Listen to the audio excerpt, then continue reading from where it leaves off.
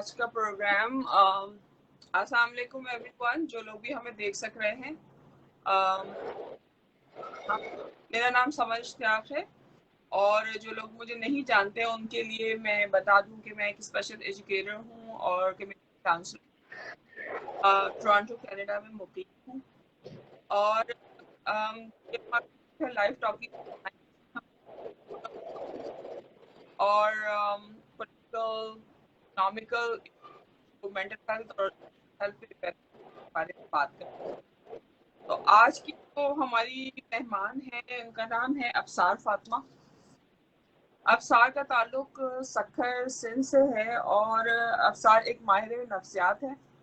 इसके अलावा वो एक राइटर भी हैं, नावल निगार, कॉलम निगार, अफसाना निगार, बहुत सारे काम कर रही हैं। अगर हम उनकी नफ्सियाती एक्सपर्टीज के बारे में बात करें तो वो ट्रॉमा बस्टर टेक्निक की पाकिस्तान में ट्रॉमा बस्टर टेक्निक की माहिर है और आजकल तो काम कर रही है जिसका नाम है साहिब, जो कि बच्चों पर जिस के खिलाफ अफसार पाकिस्तान में इस एनजीओ के साथ मुंसलिक हैं और काउंसलिंग की सहूलियात मुहैया करती हैं। तो आज जो हमारे आवाज मिस हो रही है, क्या आपकी आवाज मिस हो रही है। आवाज मिस हो रही है? अब सही है? कुछ बेहतर है? आवाज वीडियो आपकी सही आ रही है, आवाज मिस हो रही है। आवाज मिस हो रही है? अच्छा। हालांकि पिछले जब हम लोग कर रहे थे तो बिल्कुल क्लियर आवाज आ रही थी आपकी। अच्छा, लेट्स सी। अब देखें कुछ बेहतर हुई? अब सही है, आप हाँ, हाँ अब सही है। ठीक है।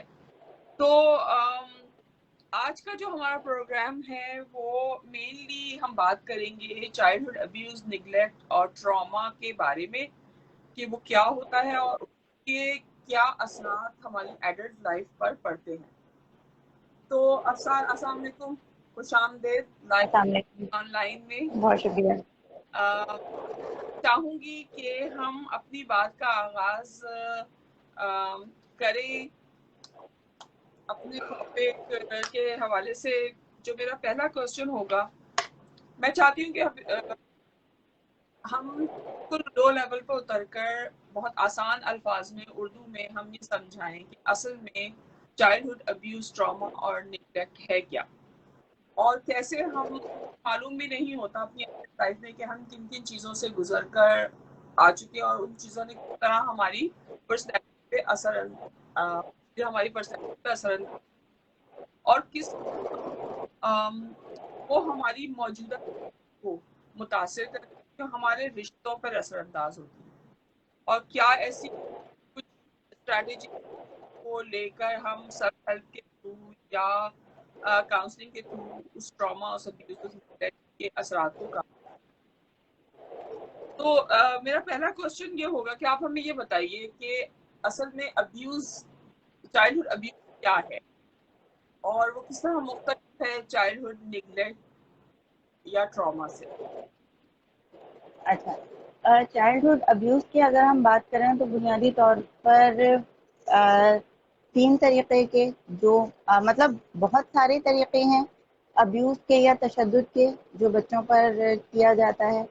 लेकिन इनको अगर हम 3 बड़ी कैटेगरीज में तोड़ लें तो वो 3 बड़ी कैटेगरीज होती हैं कि एक बच्चे को के साथ वर्बल अब्यूज किया जा रहा है, उसके साथ ऐसी ज़बान इस्तेमाल की जा रही है जो उसके लिए तकलीफ देह है, और वो किस तरह से तकलीफ देह होगी वो भी फिर हम आगे एग्जाम्पल्स के हवाले से बात करेंगे।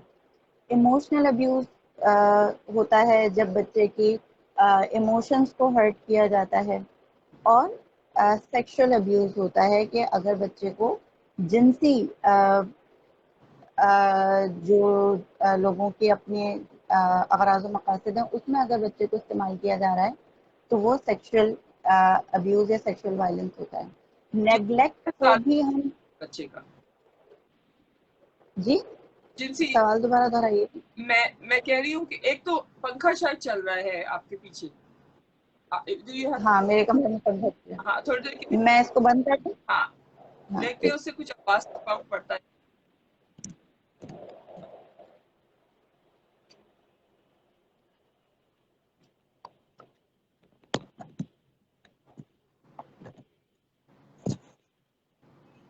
जी। ठीक है। हाँ, आप कह रही थी, आप सेक्सुअल वायलेंस के हवाले से कुछ पूछना चाह रही थी। जी, मैं ये ऐड कर रही थी कि जिनसी इस्तेहसाल जो बच्चों का होता है वो भी अब्यूज में हाँ आता बिल्कुल, बिल्कुल। अच्छा, नेग्लेक्ट ये है कि नेग्लेक्ट वैसे तो कि जब आप बिल्कुल तवज्जो नहीं दे रहे तो बच्चे को आप नजरअंदाज कर रहे हैं, लेकिन ये भी एक तशद्दुद की किस्म के तौर पर हम लेते हैं। जैसे अगर मैं बात करूं कि हम साहिल में, क्योंकि हमारा बुनियादी तौर पे काम ही जिनसी तशद्दुद से बचाव है, तो जब हम वालिदैन को इसके हवाले से अवेयरनेस देते हैं तो हम सिर्फ सेक्सुअल वायलेंस के ऊपर बात नहीं करते, इसलिए क्योंकि ये कोई बहुत सेपरेट चीज नहीं है। असल में एक पूरा समझें रवैयों की एक चेन बन जाती है जो बच्चे को एक ऐसी वल्नरेबल सिचुएशन में पहुंचा देती है जहां पे बच्चा एक आसान शिकार बन जाता है। तो उसमें वालदैन की तरफ से किया गया जिस्मानी तशद्दुद, वालदैन की तरफ से किया गया इमोशनल तशद्दुद और नजरअंदाज किए जाना, ये तीनों चीजें आगे चल के बच्चे को एक ऐसे सिचुएशन में पहुंचा देती हैं जिसमें बच्चा जो जिनसी मुजरिम है उनके लिए सबसे आसान शिकार होता है। तो ऐसे बच्चे, ऐसा नहीं है क्या ये कोई हार्ड एंड फास्ट रूल है और जो बच्चा जिसके साथ जिनसी ज्यादती हुई है उसके वालिदैन लापरवाह ही होंगे, ऐसा होना जरूरी नहीं है। क्योंकि अक्सर हमने ये देखा है कि जब ऐसा कोई केस निकलता है और जो केस खासतौर से हाई प्रोफाइल होता है तो हम लोगों बगैर कुछ सोचे समझे वालिदैन के ऊपर ब्लेम करने लगते हैं, ये सोचे बगैर कि इस पूरी सिचुएशन में जो प्राइमरी विक्टिम है वो बच्चा है, सेकेंडरी विक्टिम वालिदैन है। ठीक है, तो ये चीज ध्यान में रखनी बहुत जरूरी होती है कि आपने विक्टिम ब्लेमिंग नहीं करनी जब आप अब्यूज के केस से डील कर रहे हैं। जब आपके इर्द गिर्द कोई ऐसा तशद्दुद का वाकया हो रहा है तो जाहिर सी बात है कहीं ना कोई ऐसी चीज थी जिससे वो इख्तियार करके इस सिचुएशन से बचा जा सकता था। बिल्कुल। ठीक है, लेकिन वो पता तब चलती है जब हादसा हो जाता है, उससे पहले वो चीज एज ए हैजर्ड नहीं नजर आ रही होती। ठीक है, तो उसके बाद उस गलती के ऊपर बार बार पॉइंट आउट करना कि जी बच्चे की ये गलती थी या वालिदैन की ये गलती थी, ये इंतहाई नामुनासिब रवैया होता है। ठीक है। तो ये चीज इसके बिल्कुल अलग, मतलब हम जब बात करते हैं माहिरीन नफ्सियात या जो चाइल्ड प्रोटेक्शन के हवाले से जो लोग काम कर रहे होते हैं और हम बताते हैं कि भाई जब वालिदैन अगर बच्चों से दूर हो जाएंगे, कम्युनिकेशन गैप आएगा, इमोशनल गैप आएगा, तो जिनसी तशद्दुद हो सकता है। इसका मतलब लोग ये निकालते हैं कि वो एक जल्दबाजी में नतीजा निकाल लेते हैं और उसमें क्या करते हैं कि बजाय इसके कि मुजरिम को मुर्द इल्जाम ठहराएं, वो बच्चे और वालिदैन को मुर्द इल्जाम ठहराना शुरू कर देते हैं। कि आप हालांकि इसको हाँ टेक केयर नहीं की अपने बच्चे की और उसका बिल्कुल, नतीजा क्या आपको। हिफाजती इक़दामात करना और उसको सिखाना एक अलग चीज है हम्म, और उसका एक अलग वक्त है। बिल्कुल। और अ, जो तशद्दुद हो गया है, केस हो गया है, उसके बाद आप सिचुएशन को किस तरह से डील करेंगे वो रवैया थोड़ा सा मुख्तलिफ होता है। ठीक है। ठीक है, सही। तो ये चीज हमें बहुत ज्यादा समझने की जरूरत है कि जब आपके सामने आपके इर्द गिर्द कोई ऐसा केस हुआ है तो उसमें आप वालिदैन के साथ और बच्चे के साथ डील कैसे करेंगे। ठीक ओके। है, तो ये चीज अपनी जगह क्लैरिफाई मैंने पहले इसलिए की क्योंकि जब हम बात करना शुरू करेंगे कि घर में जब इमोशनल अब्यूज हो रहा है तो वो आगे जाके कौन सी सूरत हाल क्रिएट कर रहा है, तो हम फिर अपनी माशरती जिम्मेदारी भूल जाते हैं और हम पेरेंट्स को ब्लेम करना शुरू कर देते हैं। ठीक है। ठीक है, बिल्कुल। तो अच्छा, आप सवाल मेरे क्योंकि हम अब वालिदैन के ऊपर डायरेक्ट बात हम इस तरफ ले गए हैं तो हम मेरे जहन में एक सवाल ये उठा है कि जी अक्सर वालिदैन जब हम बात की जाती है कि बच्चों को डिसिप्लिन करें तो हम्म कुछ वालिदैन तो डिसिप्लिन का मकसद ये निकालते हैं कि उनको सख्ती से डिसिप्लिन किया जाए, उन्हें मारपीट करना भी हो, ठीक है, उनको बेजा सख्ती जैसे हम कहते हैं वो की जाए उनके, हम्म ये डिसिप्लिन का मतलब नॉर्मली निकाला जाता है। जो वालिदैन अवेयर होते हैं या जो अवेयर होते हैं कि जिस्मानी सख्ती करना या बिला वजह की जज्बाती सख्ती करना कोई सही चीज नहीं है, वो डिसिप्लिन का मतलब ये निकाल लेते हैं कि डिसिप्लिन वर्ड जो है वो इट्सेल्फ कोई गलत वर्ड है। तो हम्म वालिदैन किस तरह डिफरेंशिएट करें इस बात को कि जो पॉजिटिव डिसिप्लिन है वो अब्यूज से निगलेक्ट से डिफरेंट है। पॉजिटिव डिसिप्लिन का ये मतलब नहीं है आप मारपीट करें या डिसिप्लिन ना करें। तो डिफरेंशिएट वालिदैन किस तरह करें? जी। अच्छा, ये इम्पोर्टेंट सवाल इस हवाले से है क्योंकि अक्सर वालिदैन इस मसले से गुजर रहे होते हैं। हमारे यहाँ एक तो एक माशरती रवैया ये बन गया है कि वालिदैन से तवक्का की जाती है कि वालिदैन औलाद पर सख्ती करेंगे। हम्म बच्चे के पैदा होने के साथ ही वालिदैन पे, खासतौर से माँ पे सोशल प्रेशर आ जाता है और हर कोई बंदा ये ऑब्जर्व कर रहा होता है कि ये बच्चे को किस तरह से डील कर रही है। और हम्म अगर वो बच्चे पर सख्ती नहीं कर रही तो कहा जाता है कि जी तुमने ढील दी और बच्चा जितना बिगड़ रहा है, मतलब उन एक तो पहली चीज कि वो बच्चे के बिहेवियर को अपने क्राइटेरिया पर नाप रहे होते हैं कि बच्चा तमीजदार है या बदतमीज। कि हम्म हमारे यहाँ बच्चे के बोलने को भी बदतमीजी गर्दाना जाता है। और बिल्कुल। फिर जो है वो बच्चे को भी ये ताने दिए जाने लगते हैं कि तुम बदतमीज हो, और उनके वालिदैन को भी कहा जाता है कि तुम लोगों को बच्चा संभालना नहीं आता। हम्म इवन स्कूल में भी ये हाल होता है कि कोई ऐसी टीचर जो कि पॉजिटिव मेथड्स यूज करके बच्चों को इन्वॉल्व करके डिसिप्लिन करने की कोशिश कर रही हो, उसको ये लेबल कर दिया जाता है कि इसकी क्लास कंट्रोल कम है, क्योंकि इसकी क्लास में से तो बच्चों की बातों की आवाजें आती हैं। हम्म ठीक है। या जो ऐसे घर हैं जहां पर वालिदैन और बच्चों के दरमियान लोग बातचीत करते हुए देख रहे हैं कि वालिदैन ने कहा कि तुम ये ना करो, तो बच्चे ने पलट के सवाल पूछ। कुछ आर्ग्यू किया। ठीक है, या कुछ ठीक है कि कुछ उन्होंने पूछा या कोई जवाब दिया कि मैंने ये इसलिए किया। तो ये जो काउंटर आर्ग्यूमेंट होता है या जवाब में बच्चा कुछ कह रहा है, बहुत सारे लोग इसको बदतमीजी गर्दानते हैं और वो फिर और जी। सवाल करने को मतलब बुरा समझा जाता है हमारे यहाँ। हाँ, तो उसमें क्या होता है कि ये चीज फिर डिसिप्लिन पैदा करने में बहुत ज्यादा प्रॉब्लम क्रिएट कर रही होती है कि वालिदैन एक तो पहले से प्रेशर में, फिर हमारे यहाँ इस हवाले से बातचीत ही नहीं की जाती। हम्म ठीक है ना, वालिदैन के लिए कोई तरबियती प्रोग्राम हम लेने का तो कोई कॉन्सेप्ट ही नहीं है कि पेरेंटिंग कोई सीखने की चीज है। बिल्कुल। हमें लगता है कि जी निकाह नामे पे साइन हो गए तो ये कोई डाउनलोड हो गई चीज और खुद ब खुद बच्चे संभालना और बच्चे पालना आ जाएगा। हम्म मतलब हमारे यहाँ जो गांव गोट हैं और बहुत सारे घरानों में लड़की बालिग हो गई या मैट्रिक कर लिया, शादी हो गई, हम्म ये पता है कि लड़की इतनी समझदार नहीं है कि शरीके हयात खुद चुन सके, लेकिन उनको ये यकीन होता है कि निकाह हो गया तो बच्चा जरूर पाल लेगी। हम्म ठीक है। तो एक तो गलतफहमी ये होती है, मतलब प्रॉब्लम शुरू कहाँ से हो रही है कि आपने ना तजुर्बेकार लोगों को जिम्मेदार समझ लिया। सबसे पहले तो आपने उन बच्चों पे ही जुल्म किया। बिल्कुल। ठीक है, जिनको अभी डिसिप्लिन सीखने की उनकी उम्र थी, आपने उनके ऊपर जिम्मेदारी डाल दी। फिर ये कि वालिदैन के लिए एक पेरेंटिंग एक तरीके का लॉन्ग टर्म प्लान होता है हम्म कि वालिदैन बैठें, डिसाइड करें कि आपने बच्चों के लिए डूज एंड डोंट्स आपके फैमिली के हिसाब से, जो आपके खानदानी रवायतें हैं उनमें डू एंड डोंट्स हैं क्या। क्या चीज आप कर सकते हैं और क्या नहीं कर सकते। आ, मेरा ख्याल है हम अफसार हमसे डिस्कनेक्ट हो गई हैं और वो वापस आने की कोशिश कर रही है। Let's see.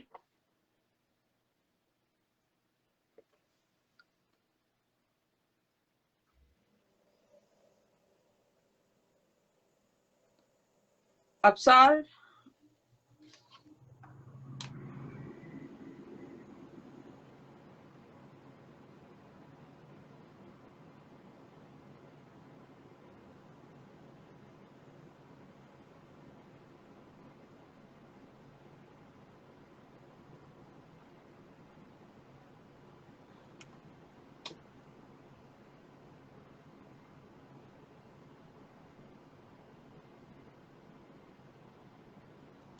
अच्छा, अबसार हमसे फिलहाल डिस्कनेक्ट हो गई हैं, लेकिन हमारा जो मौजू है वो बहुत इम्पोर्टेंट है और अबसार आने की कोशिश कर रही है। लेट्स सी, हो गई जी कनेक्ट जी। ये बीच में पता नहीं क्यों कनेक्शन लॉस हो गया था। अच्छा, वो कभी सिग्नल प्रॉब्लम थी। आपकी तरफ से लाइव चल रहा था, क्योंकि हाँ, मेरी तरफ से एकदम से खत्म हो गया था। हाँ नहीं, हम मुझे लाइव आ रहा था लेकिन आप डिस्कनेक्ट हो गई। अच्छा, वो फिर मेरी तरफ से कनेक्शन का कोई, इशू होगा। तो ठीक हम है। इस बात अच्छा। बिल्कुल मैं एग्री करती हूँ इस बात से कि हमारे पास कोई तरबियती मैनुअल, कोई ट्रेनिंग नहीं होती वालिदैन के हम्म। पास। और मैं ये समझती हूँ कि इस वक्त वालिदैन की सबसे बड़ी उलझन ये है कि उनके पास वो कंफ्यूज हैं कि एक तो था ओल्ड मेथड जो उनके पेरेंट्स का मेथड था। हम्म। ठीक है, अगर उस मेथड से जाते हैं तो उनको लगता है कि ये तो बच्चों के साथ ज्यादती है, लिहाजा वो बिल्कुल खुली छूट दे देते हैं, उन्हें किसी किस्म का कोई डिसिप्लिन नहीं करते। डिसिप्लिन से मुराद कोई फौजी डिसिप्लिन नहीं है, लेकिन बच्चों के हम्म। जागने का टाइम, बच्चों के खाने पीने का टाइम, बच्चों के पढ़ने लिखने का टाइम होना भी डिसिप्लिन है। और एज ए बिल्कुल। वालिद हमारे ऊपर ये फर्ज है कि हम अपने बच्चों के साथ इस तरह करें, उनको हाँ। ये सारी अच्छा, चीजें यहाँ पर सिखाएं जी। जी, होता क्या है कि बुनियादी तौर पर ये वो एज होती है जब हम बच्चों को उनकी जायद पर थोड़ी थोड़ी अथॉरिटी देना शुरू कर सकते हैं। बिल्कुल। या तो हम फ्री हैंड दे देते हैं, जैसे आपने कहा कि कुछ लोग जो है वो डिसिप्लिन सिरे से करने के कायल ही नहीं होते, और या फिर वो 100% बच्चों को अपनी जिम्मेदारी समझकर और सारे रूल्स भी खुद बनाते हैं और हर चीज खुद ही चेक एंड बैलेंस भी कर रहे होते हैं। हम्म। यहाँ पर फिर वो सख्ती वाला तरीका इख्तियार किया जाता है कि वो ये देखते हैं कि बच्चा कुछ नहीं कर रहा, उसको डांटा जाता है कि करो करो फौरन करो, और जब नहीं किया तो उसको डांटते भी जा रहे हैं और वो ये खुद कर भी दिया। बिल्कुल। तो वो जो एक सेंस ऑफ अथॉरिटी इस एज में थोड़ी थोड़ी करके बच्चे को आनी चाहिए, वो नहीं आ पाती। हमें लगता है कि बच्चा बहुत नासमझ है, कुछ नहीं कर पाएगा, तो हमें हर वक्त उसके साथ रहना है, हम्म। और अगर वो गलत कर रहा है तो हमें खुद ठीक करके देना है। ठीक। जबकि डिसिप्लिन सिखाने में एक अहम तरीका या अहम चीज बहुत जरूरी ये होती है कि आप बच्चे को उसकी गलतियों से सीखने का मौका दें। बिल्कुल। अच्छा, मैं थोड़ा उस सा पे के दिल में, हाँ, उसके दिल में ये खौफ ना हो कि मैं गलती करूंगा तो उसकी कोई छूट नहीं होगी।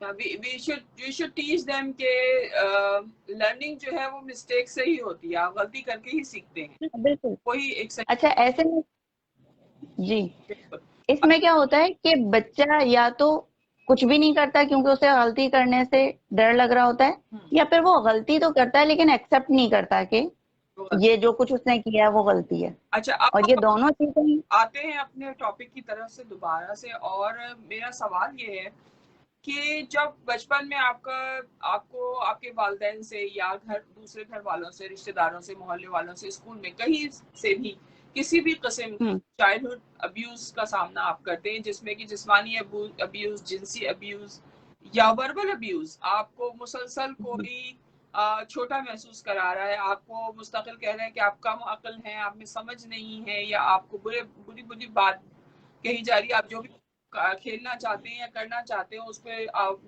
पर सवाल उठाए जाते हैं या उसको इनकार किया जाता है, आपको इजाजत नहीं मिलती। ये सारी चीजें जो है वो आपकी वर्बल अब्यूज में, यानी कि लफ्जों में जो हम इमोशनल अब्यूज भी हो सकता है में करते हैं।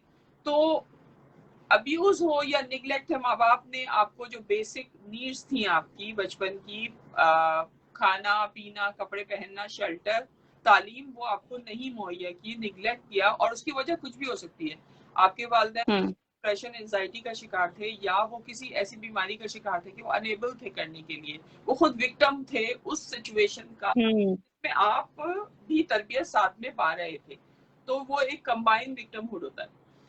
मेरा बिल्कुल। ये है कि ये तमाम सूरत हाल जिसमें बहुत सारे लोग गुजरे हैं और अब वो एडल्ट्स हैं, और अब वो भूल चुके हैं कि बचपन में उनके साथ क्या हुआ था। कॉन्शियसली यानी शऊरी तौर से तो वो भूल जाए, लेकिन लाशऊरी तौर से कहीं उनके अनकॉन्शियस में वो सारी चीजें स्टक हैं और वो उनकी मौजूदा मेंटल हेल्थ पर असरअंदाज हो रही। तो मैं पूछना चाहती हूँ कि अब्यूज, निगलेक्ट का क्या असर होता है एक एडल्ट इंसान की जिंदगी पे उसके मौजूदा रिश्तों के ऊपर? अच्छा देखें, मुख्तलिफ किस्म के अब्यूज जो हैं वो मुख्तलिफ असरात मरतब करते हैं। अगर हो सकता है बहुत सारे लोग निगलेक्ट, वर्बल अब्यूज और इमोशनल अब्यूज, मैं थोड़े कंफ्यूज हो रहे हूँ। नेगलेक्ट आपने काफी हद तक क्लैरिफाई भी कर दिया। वर्बल अब्यूज तो बहुत क्लियर है कि एक बंदे को ताने तिशने दिए जा रहे हैं, तुम कुछ नहीं कर सकते, तुम्हारी वालदैन ऐसे हैं तो तुम भी ऐसे होगे, जात के हवाले से उसको किसी हवाले से डिग्रेड किया जा रहा है। इमोशनल अब्यूज बहुत ज्यादा हमारे यहाँ तब होता है क्योंकि हम इस चीज को रियलाइज नहीं कर पाते कि इमोशनल अब्यूज है क्या, कि बच्चे के इमोशंस को एक्नॉलेज ना किया जाए, माना ना जाए। बच्चे को गुस्सा आ रहा है तो ये ना माना जाए कि बच्चा गुस्सा कर सकता है। बच्चा परेशान है तो इस बात को अवॉइड कर दिया जाए कि बच्चे को क्या परेशानी हो सकती है। या बच्चा रो रहा है तो उसे कहा जाए कि नहीं तुम रो नहीं, मतलब आप मोहब्बत में चुप करा रहे हैं लेकिन आप चाह रहे हैं कि बस वो फौरन चुप हो जाए और वो रोए नहीं। तो जहां पर आप बच्चे के कुदरती इमोशंस के इजहार के ऊपर कोई कदम लगाते हैं, वो इमोशनल अब्यूज की कैटेगरी में आ रही होती है चीज। ठीक है, तो जिस किस्म का अब्यूज है उससे रिलेटेड साइकोलॉजिकल इश्यूज डेवलप होना शुरू हो जाते हैं। बच्चा जो है वो अगर ये सीख रहा है कि अपने इमोशंस का इजहार नहीं करना, तो वो इस चीज को एज अ पर्सनैलिटी टाइप सीख जाएगा। उसे लगेगा इमोशंस का इजहार करना अजीब है, दुरुस्त नहीं है, जो कि हमें यहाँ पर जेंडर रोल्स में भी बहुत ज्यादा नजर आता है कि रोने की इजाजत हमारे यहाँ लड़की को है, लड़कों को नहीं है। अब आप जब एक बाशऊर मर्द के सामने ऐसी कोई बात करेंगे तो वो कहेगा कि हाँ, इमोशंस का इजहार करने की क्या जरूरत है, हम तो ऐसे ही सही हैं, हमने तो सारी जिंदगी ऐसे ही गुजारी है। फिर उसके साथ जो बीवी है, जो उसकी बेटियां हैं घर की, वो ये शिकायत करती हैं कि भाई इनके सामने कुछ भी हम रोते रहें, कुछ भी करते रहें, इनको तो फर्क ही नहीं पड़ता। ये कुछ हम ये रियलाइज करते नहीं करते that how does he feel? बिल्कुल। या खवातीन का ये एतराज होता है कि जी हमारे मियाँ तो जब तक इनको बताओ नहीं, इन्हें पता नहीं चलता है कि हम परेशान हैं। ठीक है, तो औरतों की, क्योंकि कहीं ना कहीं उन्हें इमोशनल सपोर्ट मिल रही होती है ये समझ के कि जी औरत इमोशनली वीक होती है। औरत इमोशनली वीक होती नहीं है, होता क्या है कि उसको थोड़ा सा स्पेस मिल रही है कि वो अपने इमोशंस जाहिर कर रही है। मर्द को अक्सर घरानों में ये स्पेस नहीं मिल पा रही। ठीक है, तो मुख्तलिफ जगहों पर ये जो अब्यूज के मुख्तलिफ टाइप्स हैं, ये जेंडर रोल्स के नाम पर मुसल्लत भी की जा रही होती हैं। ठीक है, तो हमें वो मुख्तलिफ चीजें नजर आ रही होती हैं कि बंदा कनेक्ट नहीं कर पा रहा होता, ट्रस्ट नहीं कर पा रहा होता दूसरे बंदे से, क्योंकि उसको लगता है कि किसी ने कभी मेरे इमोशंस नहीं समझे तो ये कैसे समझेगा। तो ट्रस्ट का इशू तो होता है एडल्ट लाइफ में अगर आप बचपन हाँ बिल्कुल, के इमोशनल अब्यूज या निगलेक्ट से गुजरे हो तो। हाँ तो आपने ये यकीनन देखा होगा, ये तो के हमारे यहाँ की सबसे पसंदीदा पोस्ट है कि दुनिया में कोई भी सच्चा नहीं होता, हर बंदा धोखा देता है। और उसको हम मुख्तलिफ तरीके से पोस्ट लोग शेयर करते हैं। कोई कहते हैं कि दुनिया में आपसे जो सच्चा प्यार करते हैं वो सिर्फ आपके वालिदैन हैं। कुछ इससे अगले लेवल पे चले जाते हैं, वो कहते हैं कि जो दुनिया में आपसे सिर्फ खुदा ही आप का सच्चा हामी और नासिर है और कोई नहीं हो सकता। जो और ज्यादा स्ट्रेस अगले लेवल पे चले जाते हैं वो तो सिरे से फिर स्ट्रेस में आके हर चीज का वो कर देते हैं कि नहीं, खुदा भी हमारी मदद नहीं कर रहा, हम दुनिया इतनी बुरी जगह है।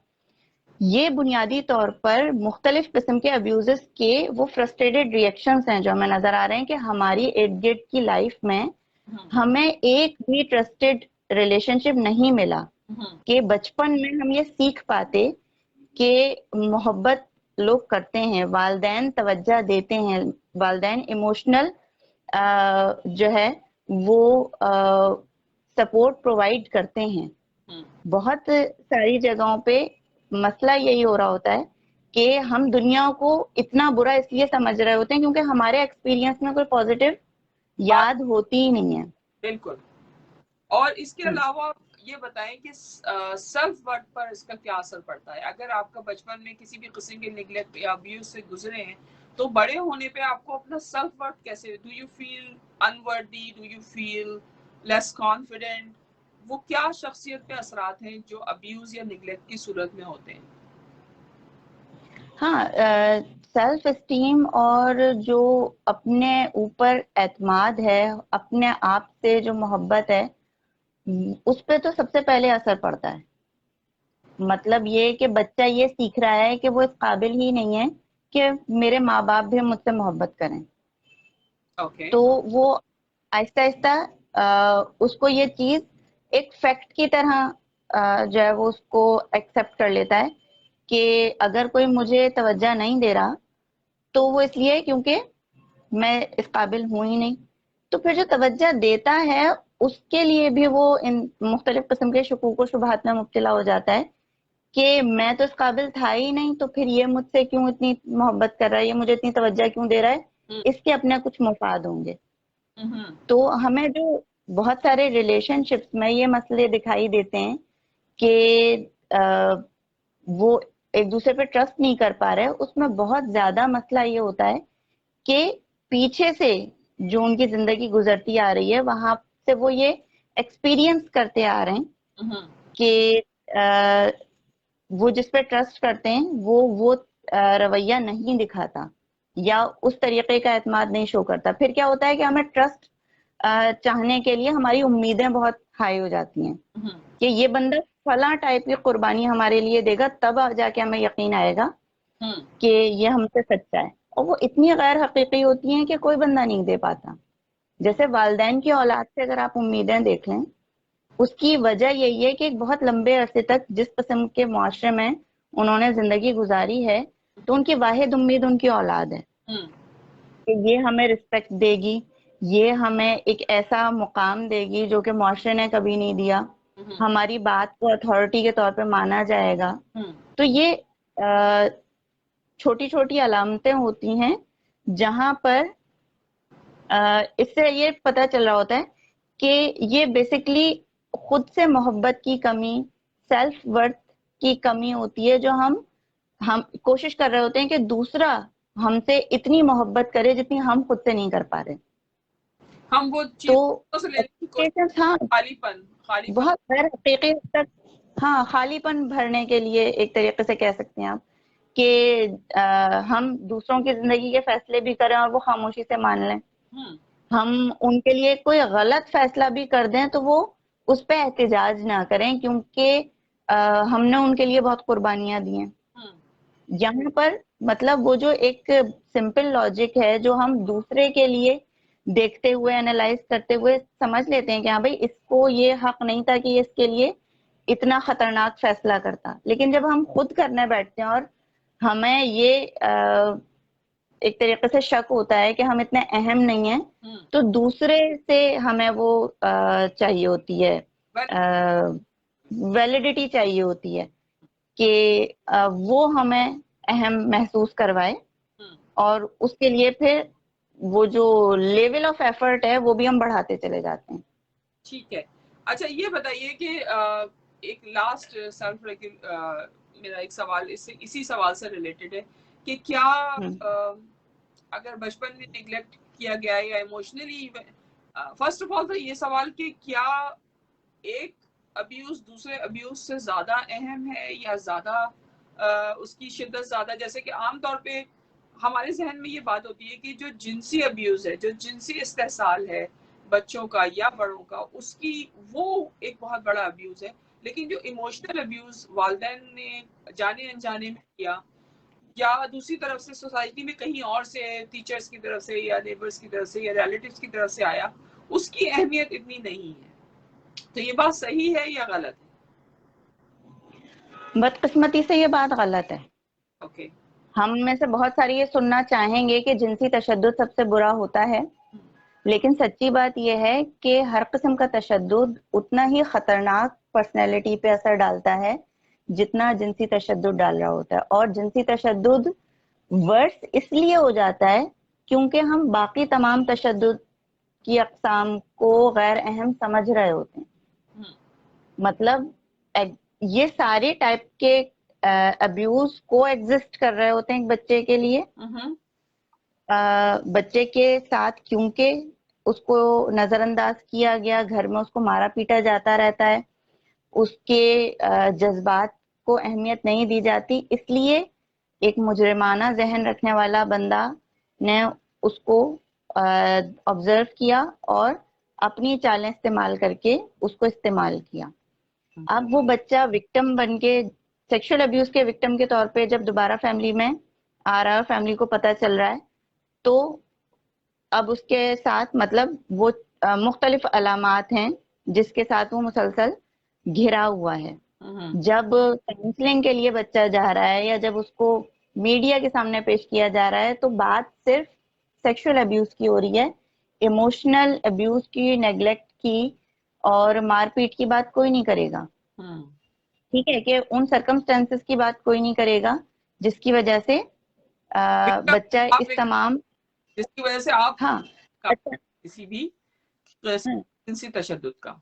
अच्छा, यहाँ पर देखें वो वाला कॉन्सेप्ट एक अलग है कि आप पेरेंट्स को ब्लेम करना शुरू कर दें, और यहाँ पर पेरेंट्स को इस पूरे प्रोसेस में शामिल करना कि अब आपका बच्चा जो इतनी शदीद नफ्सियाती मसले से गुजर रहा है, ट्रॉमा से गुजर रहा है, तो आपने अब आगे की जिंदगी के लिए इसको और अपने बाकी बच्चों को डील किस तरह से करना है। ठीक है, तो ब्लेम करना एक बिल्कुल अलग कॉन्सेप्ट है, और उनको सपोर्ट प्रोवाइड करना, क्योंकि गांव के अगर इलाके के लोग हैं या कम तालीम याफ्ता लोग हैं, ऐसे अफराद हैं जिनको इमोशनल अब्यूज के हवाले से कुछ पता नहीं है, उन पे ब्लेम करना सिंपल जरूर है लेकिन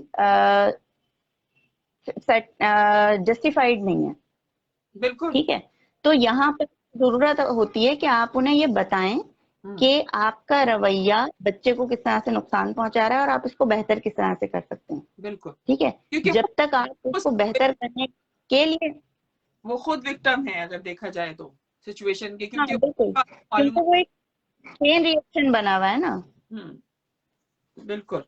अच्छा, ये तो बताइए सेल्फ रेगुलेशन स्किल्स पे क्या असर पड़ता है हम बड़े होकर? जरूरी नहीं है कि आप बहुत ज्यादा शदीद, बहुत सारे लोगों के जहन में इस वक्त ये सवाल हो रहा हो कि हम तो कभी चाइल्डहुड ट्रॉमा से, कभी चाइल्डहुड अब्यूज से या निगलेक्ट से नहीं गुजरे किसी किस्म के। तो मेरा सवाल ये है कि चाहे आप कितने भी आपका एक्सपीरियंस कितना भी लाइट या शदीद रहा हो, बहरहाल समहाउ अनफॉर्चुनेटली हम लोग सभी कभी ना कभी किसी न किसी किस्म के नेगेटिव इस तरह के नेगेटिव एक्सपीरियंसेस से गुजरे होते हैं। तो ये बताइए कि सेल्फ पे इसका क्या असर पड़ता है और किस हद तक पड़ता है कि हम बड़े होने तक इसका शिकार रह सकते हैं? अच्छा, मैं एक छोटी सी एग्जांपल दूं ताकि लोगों को अंदाजा हो कि आप जो एक बहुत माइनर ट्रॉमा की अगर बात कर रही हैं, तो वो बेसिकली माइनर से माइनर चीज हो क्या सकती है। सेक्सुअल अब्यूज में नामुनासिब अंदाज में घूरना भी जिनसी तशद्दुद के जुमरे में आता है। ठीक है, और बहुत सारे ममालिक में इसके ऊपर हद भी जारी है। पाकिस्तान में भी लड़कियों को घूरने के हवाले से कानून बना हुआ है, लेकिन उसके हवाले से शायद ही कोई FIR कभी दर्ज हुई हो, लेकिन बहरहाल ये है। और ये किसी भी इंसान, वो भले मर्द हो, औरत हो, बच्चा हो, उसको अगर नामुनासिब अंदाज में घूरा जा रहा है, उसकी नफ्सियात पर असर पड़ता है, वो इरिटेट होता है। इसी तरीके से बहुत से लोग मुख्तलिफ औकात में मुख्तलिफ माइनर ट्रॉमा से गुजरते हैं, माइनर जो है वो मनफी सूरत हाल से गुजरते हैं, और उसके बारे में डिस्कस इसलिए नहीं कर पाते क्योंकि उसको कोई मानेगा नहीं कि ये कोई मनफी चीज थी। किसी ने कह दिया कि तुम फला लफ्ज इस तरह से बोलते हो सबके सामने, और वो ये कह पड़ा, और अगले दफा जब वो बंदा ये लफ्ज बोलेगा तो झिझकेगा। तो पहली चीज तो ये कि इस टाइप के जो रवैये हैं वो सोशल और पब्लिक फोबिया क्रिएट कर रहे होते हैं, एंजाइटी क्रिएट कर रहे होते हैं, और बहुत सारी जगह पर हमारी सलाहियतों के ऊपर असरअंदाज हो रहे होते हैं। बिल्कुल, यानी जिस किस्म का ट्रॉमा होगा उससे रिलेटेड जो सलाहियत है वो इस्तेमाल करना आपके लिए मसला हो जाएगा। बिल्कुल, ठीक है, यानी अगर वालिदैन की आदत है कि वो आपको मुसलसल अंडर ऑब्जर्वेशन रखते हैं कि आप अच्छा एग्जाम में परफॉर्म करके दिखाएं, तो आप जब एग्जाम की तैयारी करने बैठेंगे तो आप सबसे ज्यादा टेंशन का शिकार होंगे परफॉर्मेंस और एंजाइटी। वो मल्टीप्लाई होती चली जाती है कि वो उसको डर है कि वालिदैन डांटेंगे, इसलिए वो तैयारी नहीं कर पा रहा, वो तैयारी नहीं कर पा रहा तो रिजल्ट खराब आ रहा है, और ये चीज उसके जो स्ट्रेस है उसको बढ़ाती दम। चली जाती है। और ये हर जगह हर सिचुएशन में आता है कि इवन एजुकेशनल लाइफ से लेकर सेक्सुअल लाइफ तक हर जगह ये चीज असरअंदाज हो रही होती है कि जिस तरीके का नेगेटिव एक्सपीरियंस है उस तरीके के जो हमारे रोजमर्रा के काम हैं उन पे असर पड़ रहा है। और दूसरी बात ये कि क्योंकि सोशल एक्सेप्टेंस नहीं है इन मसलों पे, इसलिए हम खामोशी से वो सब कुछ बर्दाश्त करने पे मजबूर हैं, या कहीं पे जब इसके बारे में बात करते हैं तो ना सिर्फ हम खुद अपने मसले उनका इनकारी हो जाते हैं कि हमारे साथ ऐसा कुछ मसला है, बल्कि हम दूसरों को भी कन्विंस करने की कोशिश करते हैं कि ये मसला तो कोई मसला ही नहीं है, देखो हम भी तो गुजरे हैं इससे। ये आपको रवैया हमारे यहाँ सबसे ज्यादा नजर आता होगा कि देखो हमने भी तो किया था, हमारे साथ तो कुछ नहीं हुआ। अब जब उनको आइडेंटिफाई करो कि भाई आपका जो ये रवैया है ये भी बेसिकली एक नेगेटिव जो एक्सपीरियंस है उसकी अलामत है।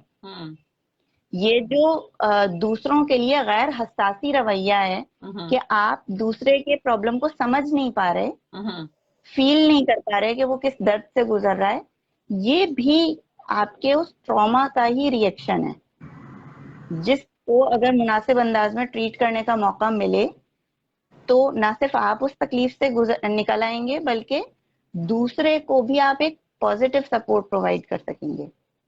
Good, very good. अच्छा ये बताइए कि क्या वार्निंग, शॉर्टली हम जल्दी से डिस्कस करते हैं कि क्या वार्निंग साइन होते हैं अगर कोई बच्चा कोई इंसान अपने बचपन में चाइल्ड अब्यूज का शिकार रहा हो, तो या इवन अपने बचपन में भी उसके अंदर क्या ऐसा वार्निंग साइन हो जैसे देख के आप समझ जाएं कि ये इमोशनल अब्यूज का शिकार है, ये बच्चा जो है वो सेक्सुअल अब्यूज का शिकार हो रहा है, कोई ऑन टॉप ऑफ। अच्छा बच्चों, हाँ होता क्या है कि बच्चे ये रवैया शो कर रहे होते हैं, लेकिन वही क्या हमारे यहाँ आसानी होती है कि हम फौरन बच्चे को बदतमीज कह देते हैं। बच्चा अगर इमोशनल अब्यूज का शिकार हो रहा होता है तो वो खुद को अलग करना शुरू कर देता है, उन लोगों से खुद को या तो दूर करता है या अटेंशन सीकिंग बिहेवियर अपना लेता है कि ऐसे रवैये जिससे फौरन वालिदैन की तवज्जो या टीचर की तवज्जो उनकी तरफ हो। और ऐसे बच्चों को तो हम सबसे ज्यादा सख्ती से डील कर रहे होते हैं कि ये शोर मचा रहे हैं, ये चीजें खराब कर रहे हैं। या जो बच्चा बिल्कुल खामोश हो जाता है, हम उसको ये बहुत शर्मीला है या शुक्र अदा करते हैं कि अच्छा ये कुछ नहीं बोल रहा, ठीक है। अच्छा ये चीजें इमोशनल अब्यूज के हवाले से हो जाती हैं कि बच्चा या तो खुद को सेपरेट कर लेगा बिल्कुल, या फिर वो बहुत ज्यादा हाइपर एक्टिव टाइप हो जाएगा और चीजों में घुसेगा और बार बार तंग करेगा, मुसलसल कुछ ना कुछ बोलेगा, चीजें तोड़ेगा या चीजों का नुकसान करेगा, इसलिए क्योंकि उसको तवज्जो चाहिए। अच्छा जहां तक बात आ गई जिनसी तशद्दुद की, उसमें कुछ रवैये मिलते जुलते होते हैं कि बच्चा कुछ मखसूस लोगों से डरने लगता है, कुछ मखसूस लोगों से गैर जरूरी तौर पर एकदम से अफेक्शन शो करने लगता है। लेकिन सिवियर अब्यूज में जो है वो ये इम्कान है कि बच्चे के प्राइवेट बॉडी पार्ट्स पर जख्म के निशान हो सकते हैं या वहां पर एकदम इन्फेक्शन हो सकता है, जिससे ये पता चले कि ये बच्चे के जो प्राइवेट बॉडी पार्ट हैं ये कहीं ना कहीं एक्सपोज हो रहे हैं। तो ऐसी सूरत में अगर अलामात मौजूद हैं कि बच्चा खुद को अलग कर रहा है, तालीमी हवाले से उसकी प्रोग्रेस एकदम से गिर गई है, वो लोगों से डर रहा है, जिस्मानी तौर पर बीमार हो रहा है कि बुखार हो गया, पेट में तकलीफ हो गई, और फिर साथ साथ उसके पर्सनल जो प्राइवेट पार्ट्स हैं उन पे भी इस किस्म के कुछ निशानात मौजूद हैं, तो फिर वालिदैन के लिए अलर्ट होना बहुत जरूरी है। ठीक है, तो रिस्क फैक्टर क्या है इन चाइल्ड अब्यूज का जो है वो ये क्यों होता है नॉर्मली एक इसकी क्या वजूहत है इसकी वजह क्या डोमेस्टिक वायलेंस है इसकी वजह घर जो वालदेन इसके मुर्तकिब हो रहे हैं चले वालदेन से स्टार्ट करते हैं जो वालदेन इसके मुर्तकिब हो रहे हैं उसके पीछे बच्चे को निगलेक्ट करने के पीछे बच्चे को अब्यूज करने के पीछे क्या फैक्टर्स हो सकते हैं रिस्क फैक्टर्स क्या हैं इसके अच्छा देखें, एक फैक्टर तो पहली बात हमने की कि वालिदैन खुद तरबियत याफ्ता नहीं होते, उन्हें नहीं पता कि कौन सा रवैया तरबियत के लिए मौजू है, ठीक है। फिर वो खुद बहुत सारे पर्सनैलिटी इश्यूज का शिकार हैं, उनका एक मखसूस मनफी रवैया डेवलप हो चुका है अपने उन तमाम रवैयों से डील करने की कोशिश में जिनसे वो बचपन से गुजरते हुए आ रहे हैं। ठीक है तो ऐसा बहुत एक और बहुत हाँ, एक बहुत इंपॉर्टेंट चीज जो हमारे यहाँ जिस चीज को एक्नॉलेज नहीं किया जाता, समझा नहीं जाता, वो ये कि हम वालिदैन से पूछते भी नहीं है कि तुम बच्चा पैदा करना भी चाहते हो या नहीं। शादी हो गई, अब ये नॉर्मल है कि हाँ जी इनके औलाद होगी, ठीक है, प्रेशराइज किया जाता है। जबकि बहुत सारे लोग कुदरती तौर पर जो है वो पेरेंट बनने की ख्वाहिश रखते हैं, लेकिन कुछ ऐसे भी होते हैं जो नहीं रखते ख्वाहिश, या वो पहले से इतने स्ट्रेस्ड हैं कि वो एक एक्स्ट्रा जिम्मेदारी निभाने के लिए अभी ज़हनी तौर पर तैयार नहीं है। बहुत सारी खवातीन इसी वजह से पोस्टपार्टम डिप्रेशन का शिकार हो जाती हैं कि वो बहुत ज्यादा सोशल प्रेशर का शिकार हैं और उसी दौरान में वो प्रेग्नेंट हो गई हैं और फिर उनको पता है कि अब जो ये बच्चा नई जिम्मेदारी के तौर पे आ रहा है तो अब इनके ऊपर और जो है वो फोकस कर दिया जाएगा और ये एनालाइज किया जाएगा कि ये कितनी अच्छी माँ है और कितनी अच्छी बहू है, ठीक है। तो ये मसाइल क्या होते हैं कि वो किसी और के ऊपर अपना गुस्सा नहीं निकाल सकती, वालिद पर भी ये प्रेशर होता है और क्योंकि वो किसी और पर गुस्सा नहीं निकाल पाते तो वो सारा गुस्सा बच्चे पे निकाल रहे होते हैं, क्योंकि इस वक्त सबसे कमजोर उनके सामने वही है बच्चा। तो कोई एक वजह हम नहीं कह सकते। हम जिस किस्म के मुआशरे में रह रहे हैं वहां पर मल्टीपल फैक्टर्स होते हैं जहाँ जिसकी वजह से कोई एक इवेंट हमें नजर आ रहा होता है, तो उस इवेंट को रोकने के लिए भी हमें उन सारे फैक्टर्स के ऊपर काम करने की जरूरत होती है। ठीक है, तो मुख्तसर अगर हम कहें तो हम कह सकते हैं कि डोमेस्टिक वायलेंस है या ड्रग अब्यूज है या कोई अनट्रीटेड मेडिकल इलनेस है जिस्मानी या जहनी, माँ बाप की लैक ऑफ पेरेंटिंग स्किल्स हैं कि उनको तरबियत नहीं है कि किस तरह बच्चों की तरबियत करनी है और उनकी अपनी ज़ाती ज़िंदगी में जो भी स्ट्रेसेस हैं वो इकोनॉमिकल भी हो सकते हैं, वो सोशल प्रेशर्स भी हो सकते हैं, वो इमोशनल प्रेशर्स बिल्कुल। अगर वो जॉइंट फैमिली सिस्टम में माए रह रही हैं तो हो सकता है कि उनको उस खानदानी निज़ाम में उनकी अपनी पर्सनल वैल्यूज जो हैं जिस फैमिली से वो आ रही हैं जहाँ वहाँ पे कहाँ उनको वैल्यू किया या उस फैमिली की अपनी वैल्यूज थी उस वैल्यूज का कॉन्फ्लिक्ट हो रहा है अब जिस वो फैमिली में है, यानी अपने ससुराल में और मैके में जो माहौल है उसमें फर्क है या पर्सनल आपकी अक्सर पर्सनल वैल्यूज में भी तसादुम होता है। फॉर एग्जाम्पल अगर लड़की की पर्सनल वैल्यू यह है कि वो शादी के बाद काम जरूर करेगी या वो मजीद तालीम हासिल करेगी, अभी उसको इतने साल बच्चा नहीं पैदा करना है और ससुराल वालों का दबाव है कि नहीं हमारे खानदान में तो कभी किसी ने काम नहीं किया है या तुम्हें जॉब करने की क्या जरूरत है, हमें पैसों की जरूरत नहीं है। तो ये बहुत बड़ा कॉन्फ्लिक्ट होता है औरत की जिंदगी का और उससे जो स्ट्रेस पैदा हो रहा है वो भी बच्चे को निग्लेक्ट करने की तरफ ही जाता है इवेंचुअली, क्योंकि आपका वो कांटेक्ट अपने बच्चे से वो जज्बाती ताल्लुक बन ही नहीं पाता बिकॉज आप जात से खुश नहीं है, अपनी जात को वर्दी फील नहीं कर सकते हैं, तो आप आगे क्या किसी को देंगे। तो ये तो ये हमारी काफी बात हुई अब्यूज और निगलेक्ट को लेके। अब मैं थोड़ा सा बात करना चाहती हूँ ट्रॉमा के बारे में कि बताइए कि फर्स्ट ऑफ ऑल तो ट्रॉमा की डेफिनेशन क्या है, क्या चीज है जो ट्रॉमा कहलाई जा सकती है और किस तरह चाइल्डहुड ट्रॉमास जो है वो हमारी एडल्टहुड पर इफेक्ट करते हैं, असरअंदाज होते हैं। अच्छा, वैसे तो जो जज्बाती सदमा है वो कोई भी ऐसा वाकया जो हमें जज्बाती तौर पर तकलीफ पहुंचा रहा है और उसके बाद जब जब हम मिलती जुलती सिचुएशन से गुजर रहे हैं तो वो हमें याद आ रहा है और हमें अनकंफर्टेबल कर रहा है।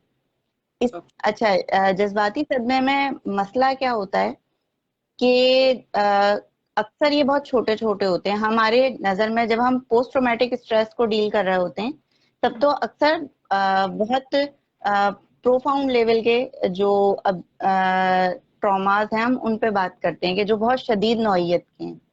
लेकिन बुनियादी तौर पर हमारी जिंदगी बहुत सारे छोटे छोटे ट्रॉमास के ऊपर जो है वो उससे हम एक्सपीरियंस करते हुए गुजर रहे होते हैं कि किसी ने हमें वालिदैन ने किसी के सामने डांट दिया, प्रेजेंटेशन हो रही थी वहां पे लोगों ने मजाक उड़ाया, ठीक है, या चलते चलते पाँव मुड़ा गिर गए तो सब हंस दिए। ये सारी चीजें माइनर ट्रॉमास होती हैं। पता कैसे चलता है कि ये ट्रॉमा के तौर पे हमारे अंदर बैठ गया है? इसलिए क्योंकि जब वो वाकया हम पहली चीज ज्यादातर हम उस वाकये से अपनी तवज्जो नहीं हटा पा रहे होते, वो बार बार याद आता है जो हमारी डेली रूटीन को डैमेज कर रहा होता है, ठीक है, बार बार याद आता है।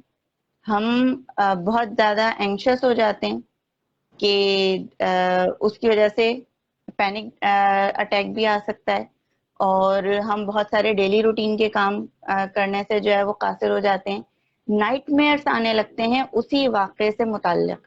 नींद का पैटर्न बहुत ज्यादा डिस्टर्ब हो जाता है और एक लेवल ये होता है कि कुछ लोग फिर डिनाइल में भी चले जाते हैं, यानी उनको सिरे से वाकया याद ही नहीं होता कि ऐसी कोई सिचुएशन उनके साथ हुई भी है। हो क्या रहा होता है, जैसे बहुत सारे लोग कहते हैं कि आप कुछ ऐसा करें कि हम फलाना वाकया भूल जाएं, किसी तरीके से हमारी मेमोरी खत्म हो जाए, लेकिन ये सबसे अनहेल्दी तरीका है बुनियादी तौर पे। इसलिए क्योंकि अगर आप ट्रॉमा को भूल जाएंगे तो वो ट्रॉमा किन गलत सिचुएशंस की वजह से हुआ था आप उन्हें भी भूल जाएंगे, ठीक है। वो बंदा जो उस ट्रॉमा की वजह बना था आपके लिए वो एक अच्छा बंदा रहेगा। और ऐसा होता है कि अगर आप डिनाइल में चले गए हैं तो आप अपने ही अब्यूजर के साथ दोबारा कांटेक्ट करते हैं और फिर दोबारा नुकसान पहुंचने का खदशा होता है या नुकसान पहुंचता है। तो डिनाइल बहुत अनहेल्दी जो है वो तरीका है जो कि एज अ क्योर यूज नहीं किया जा सकता कभी भी। Denial basically extreme level of trauma का रद्द अमल होता है। अच्छा, उसमें होता क्या है कि एक तरफ तो आप भूल गए तो एक ये कि हो सकता है वो बंदा दोबारा आपको नुकसान पहुंचाए, लेकिन नॉर्मली तौर पर इसके दूसरे असरात जो हमें नजर आ रहे होते हैं वो ये कि आप सिर्फ वाकया भूलते हैं, ठीक है, कि फला वक्त में ये हुआ था, आपके जहन में बिल्कुल आपको याद नहीं आ रहा कि ऐसा कुछ हुआ भी था, लेकिन उसके बावजूद मुख्तलिफ उससे रिलेटेड इवेंट्स हैं जो आपको ट्रिगर करते रहते हैं। आप किसी रंग को देखकर घबरा जाते हैं, आपको किसी चीज का जायका बुरा लगने लगता है और घबराहट होने लगती है। फॉर एग्जाम्पल, एक बंदा जिसने कार एक्सीडेंट देखा है और वो भूल गया है कि उसने कार एक्सीडेंट देखा है, वो कार देखकर घबराने लगेगा, वो कार में बैठने से डरने लगेगा। उसको याद नहीं होगा कि वो कार में बैठने से क्यों डर रहा है, लेकिन वो डरता रहेगा और वो तब तक डरता रहेगा जब तक उसके ट्रॉमा के ऊपर काम ना हो। तो डिनाइल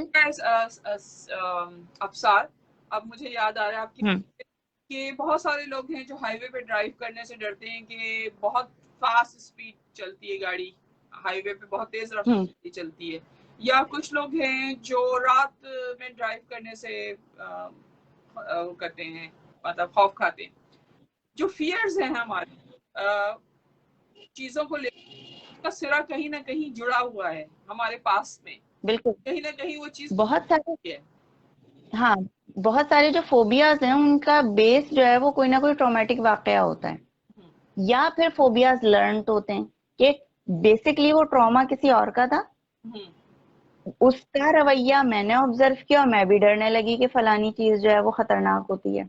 ओके, ठीक है, खासतौर से जैसे हमारे, हाँ, हमारे इर्द गिर्द जैसे अब छिपकली से कितनी सारी खवातीन डरती हैं, और उसके बारे में बहुत सारी मिथ्स डेवलप हुई हुई हैं। असल में उसके साथ ट्रॉमेटिक इवेंट जो वो होता है एनकाउंटर शायद ही किसी का हुआ हो, क्योंकि वो बेचारी तो काट ही नहीं सकती, तो मारेगा क्या कोई। ठीक है, लेकिन खतरनाक कहानियां बहुत मशहूर हैं जो एक तरीके से नस्ल दर नस्ल आगे पहुंचाई जा रही हैं। तो ये वाले फोबियाज लर्नड होते हैं कि हमने सीख लिया कि इस चीज से डरना है। लेकिन ज्यादातर जो फोबियाज हैं उनमें कहीं ना कहीं एक बेस ट्रॉमा होता है, जिसके बाद या तो हम ट्रॉमा, बहुत सारे लोग उनको याद भी होता है, जब मेरे पास ऐसे ट्रॉमा के क्लाइंट्स आते हैं तो उनको याद भी होता है कि फलाने वाकये के बाद उन्होंने डरना शुरू किया, लेकिन उन्हें ये नहीं लगता कि वो कभी इस खौफ को खत्म कर पाएंगे। उन्हें लगता है कि अब ये जिंदगी का हिस्सा है, और अच्छा डरने में क्या कुछ अजीब बात है, हमारे इर्द गिर्द हर दूसरा बंदा किसी ना किसी चीज से डर रहा है, तो हम इसको एक एक्सेप्टेबल सिचुएशन समझ लेते हैं। बिल्कुल ठीक है। अच्छा ये बताइए कि क्या ट्रॉमा हमारे दूसरों से रिश्ते बनाने में हायल होता है? क्या हमारे रिश्तों पे असरअंदाज होता है? हमारी एडल्ट लाइफ में, हमारे बचपन का या हमारे लड़कपन का पास्ट में हुआ कोई ट्रॉमा, क्या हमारी मौजूदा जिंदगी में जो हमारे नए रिश्ते हैं, जैसे कि अगर हमारा स्पाउस है, क्या वो हमारे बचपन के ट्रॉमा से असरअंदाज हो सकता है? बिल्कुल होता है। अब देखें, अगर इमोशनल अब्यूज और इमोशनल ट्रॉमा रहा है तो उस बंदे की शख्सियत में जो बुनियादी गड़बड़ पैदा हुई है वो ये कि उसने लोगों पे ट्रस्ट करना छोड़ दिया है, इमोशनल बॉन्ड बनाने का तरीका वो बंदा नहीं सीख पाया। तो इमोशनल ट्रॉमा में तो ये प्रॉब्लम होती है। सेक्सुअल अब्यूज के जो विक्टिम्स होते हैं उनके लिए मसला क्या होता है कि उनके लिए अब हर सेक्सुअल रिलेशन रिलेट हो गया है अब्यूज से।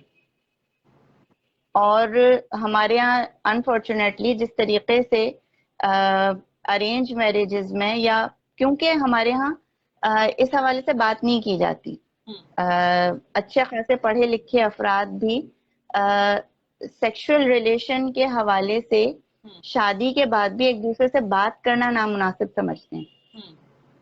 उससे नतीजा क्या निकलता है कि अगर किसी के माजी में ऐसा कोई ट्रॉमा रहा होता है तो वो सॉल्व नहीं हो पाता। दूसरा बंदा जो है वो प्रोसीड की कोशिश करता है कि जी अब इंटीमेसी फेज स्टार्ट होगा, और जो है वो वालिदैन और सारे रिश्तेदार इंतजार में हैं कि जी अब जो है वो नई नस्ल भी दुनिया में आएगी।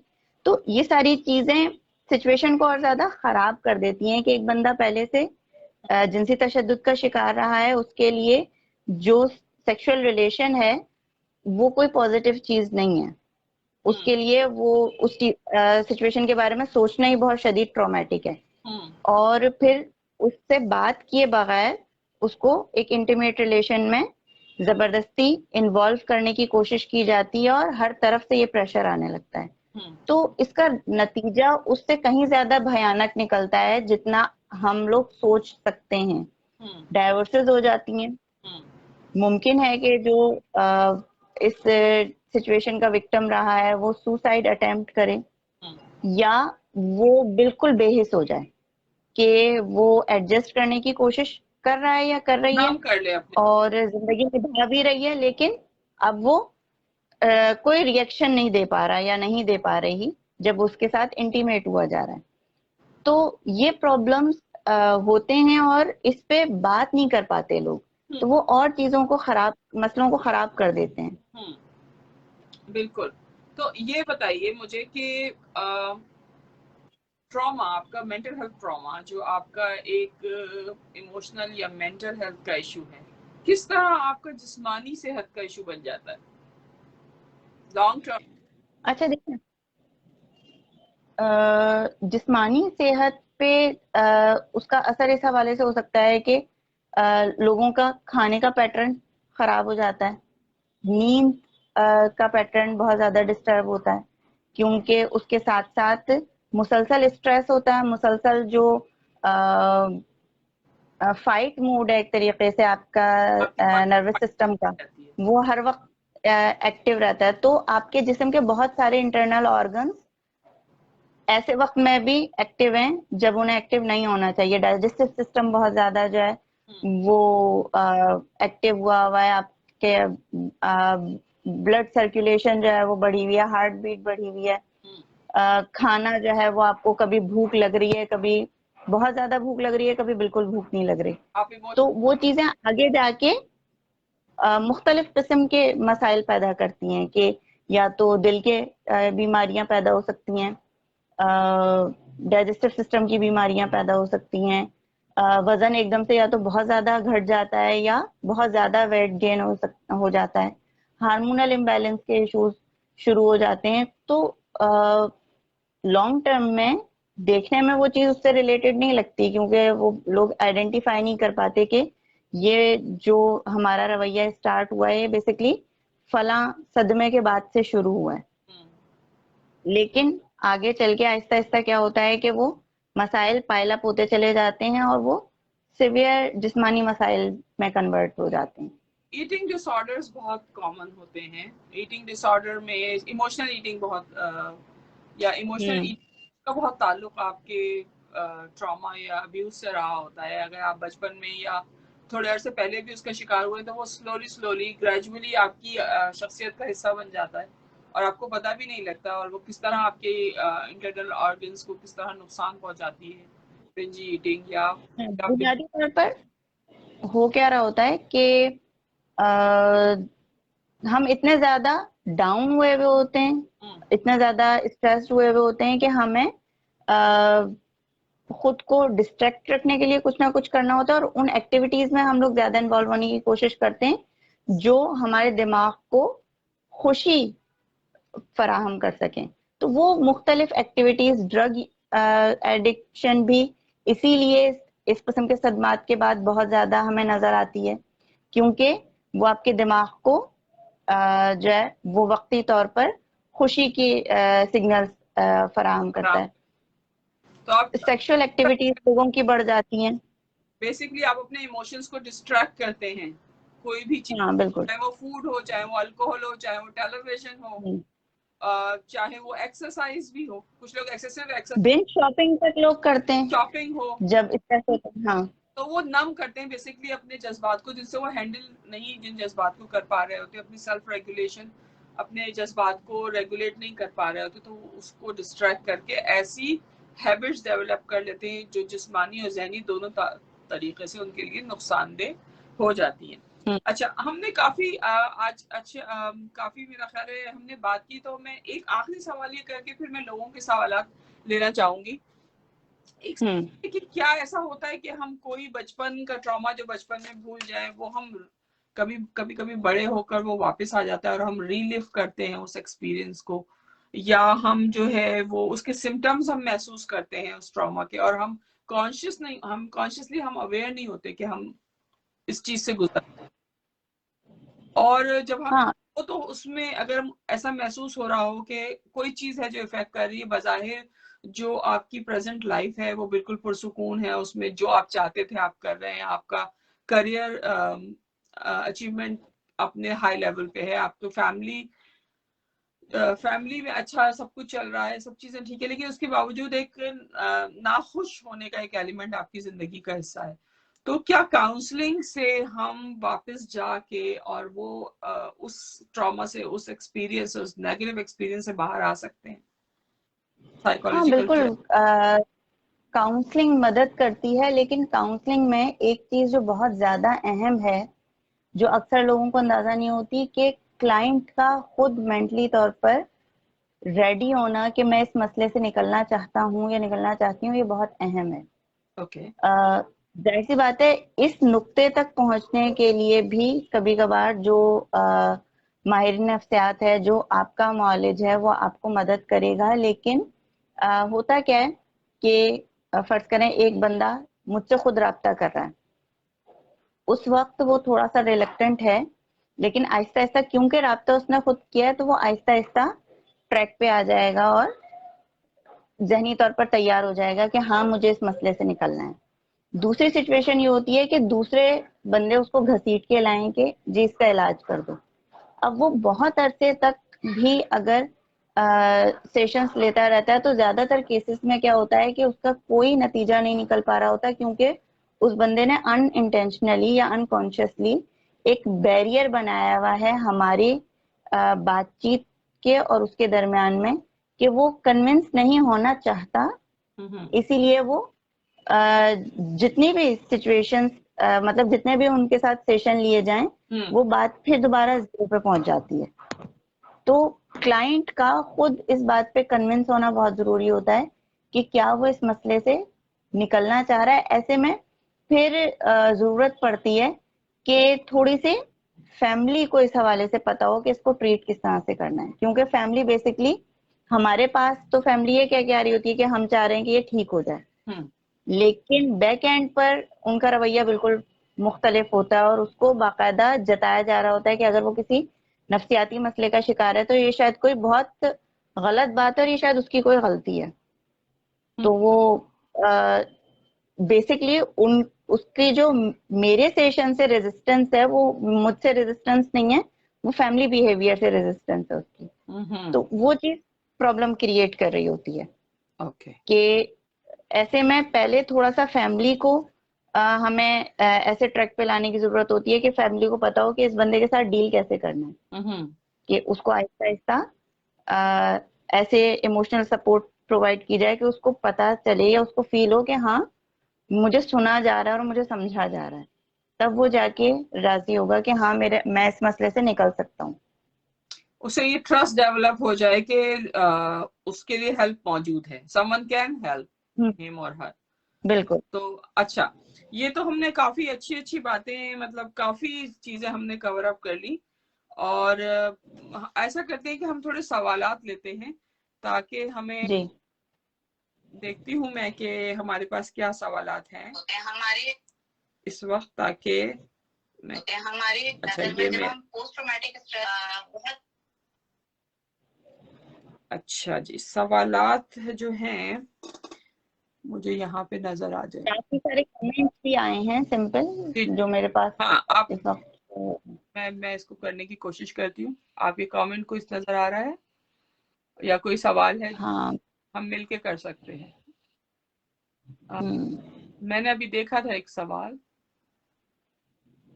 जी सवाल नजर आ रहे हैं और मैं उन्होंने कहा है कि हाँ यही बोला जाता है कि मर्द रोते नहीं है। जी हाँ बिल्कुल हम कन्विंस हैं, और मेरा ख्याल है जाती तौर से कि औरतों की इंडिपेंडेंस पे, खुद मुख्तारी पे बहुत ज्यादा औरतें बात कर रही हैं और वो बहुत ज्यादा जद्दोजहद कर रही हैं, आवाज उठा रही हैं, काम कर रही हैं और बहुत अवेयर हैं।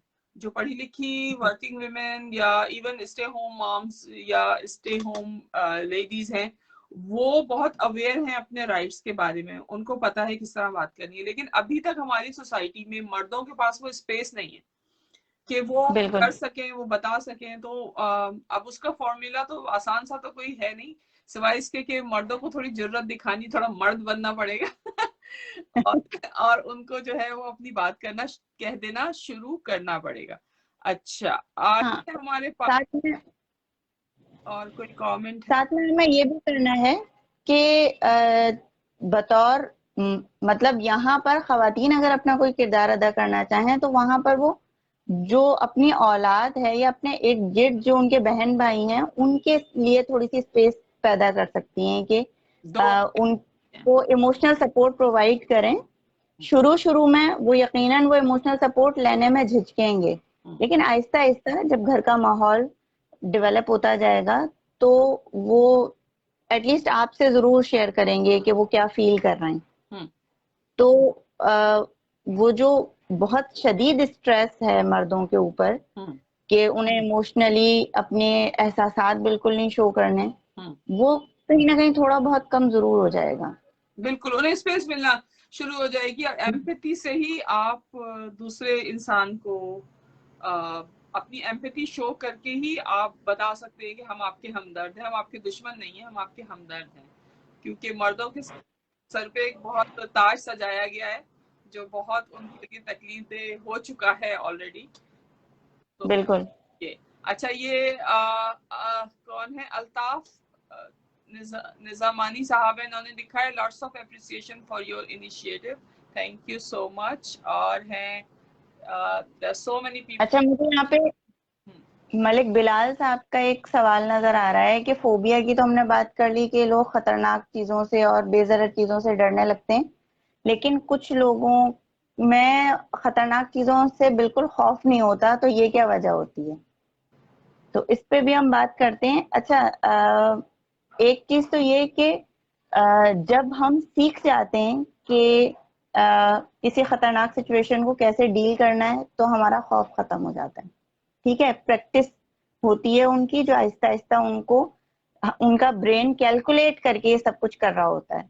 तो ठीक। गड़बड़ क्या होती है कि बहुत सारे लोग स्टंट्स देखकर और खुद करने की कोशिश करते हैं और नुकसान उठाते हैं, जबकि वो वेल कैलकुलेटेड सिचुएशन है सारी, कि उनको पता है कि वो कुछ कर रहे हैं तो अपनी बॉडी को कैसे कंट्रोल करेंगे, किस तरीके के एनवायरनमेंट में ये सब कर रहे हैं, और अपनी स्पीड क्या रखनी है, उनका वजन मखसूस किस्म का होता है जिस किस्म का उनको स्टंट करना होता है, वो एक्सरसाइजेज उस तरीके की करते हैं। तो वो सब कुछ उनके डेली रूटीन में एक तरीके से उनका जो है वो नेचर में शामिल हो जाती है। ठीक है, जैसे जो गांव के या पहाड़ी इलाकों के लोग हैं, वो जिस तरीके से बड़े मजे में पहाड़ पे चढ़ते चले जाते हैं, हम शहरों में रहने वाले वो नहीं कर सकते। हम दूसरे ही जो है वो कदम पे गिर के और पहाड़ से लुढ़क के शायद मर जाएं। ठीक है, तो वो उनका एक्सपीरियंस है, वो उनकी डेली रूटीन के साथ शामिल हो गया, उसकी वजह से अगर वो डरेंगे तो उनकी डेली रूटीन मुतासिर होगी। ठीक है। अच्छा, दूसरी चीज ये कि कुछ लोग कुदरती तौर पर खौफ नहीं महसूस करते, और ये उनका साइकोलॉजिकल इशू ही है कि अगर वो तकलीफ नहीं महसूस कर रहा है, मतलब ये दो तरीके के अलग सिचुएशंस हैं जिसमें आप पेन महसूस नहीं कर पा रहे इसलिए ऐसे खतरनाक कामों में रिस्क। हाथ डाल देते हैं, रिस्क टेकिंग सिचुएशंस में, या आपका दिमाग आपको अलर्ट नहीं कर रहा कि ये कोई खतरनाक सिचुएशन है तो आप गाड़ी के सामने आ गए, ऊंचाई से छलांग लगा दी, ये वो। लेकिन वहां पर आप ये चीज नोट करते हैं कि फिर वो लोग नुकसान उठाते हैं। जैसे होता क्या है कि इस किस्म के एडवेंचर्स उनके अंदर बहुत ज्यादा खुशी का हार्मोन पैदा कर रहे होते हैं, और उनको लगता है कि जी वो बहुत कुछ जबरदस्त कर रहे हैं। और ये अलग अलग सिचुएशंस हैं, बहुत आसान करके इसलिए बता रही हूँ ताकि आप लोगों को समझने में आसान रहे कि कब एक बंदा क्योंकि दर्द महसूस नहीं कर रहा है इसलिए वो खतरनाक सिचुएशन में घुस जाता है, कब वो खतरा महसूस नहीं कर रहा है इसलिए खतरनाक सिचुएशन में घुस जाता है, और कब वो खतरा महसूस करते हुए बहुत ज्यादा एडवेंचर फील कर रहा है इसलिए वो खतरनाक काम कर रहा है। तो ये हैं अलग सिचुएशन, लेकिन अनफॉर्चुनेटली इनके नतीजे खतरनाक निकलते हैं।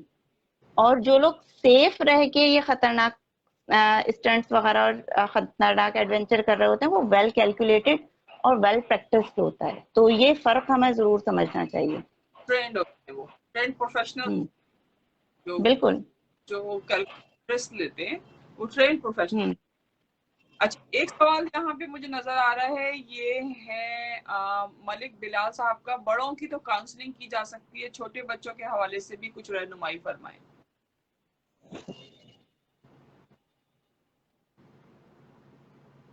जी। बच्चों के हवाले अच्छा। काउंसलिंग के लिए। अच्छा, काउंसलिंग बड़ों की भी हो सकती है, बच्चों की भी हो सकती है।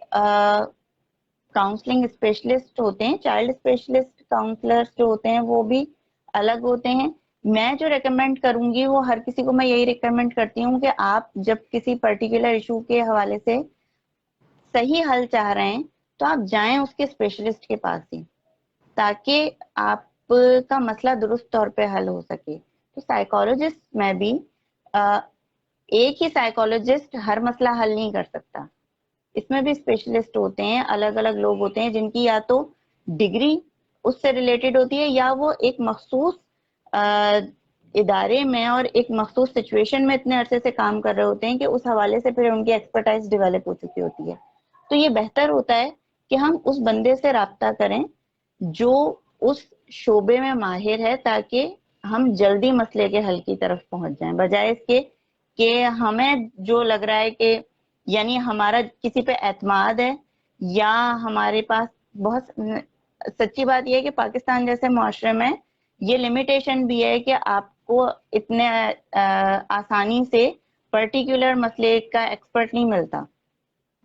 बहुत सारे लोग हमसे इसलिए रब्ता करते हैं क्योंकि उनके नॉलेज में ही सिर्फ हम हैं, तो उनकी जरूरत और हमारी एक्सपर्टाइज कभी मैच हो जाती है और कभी नहीं भी मैच होती।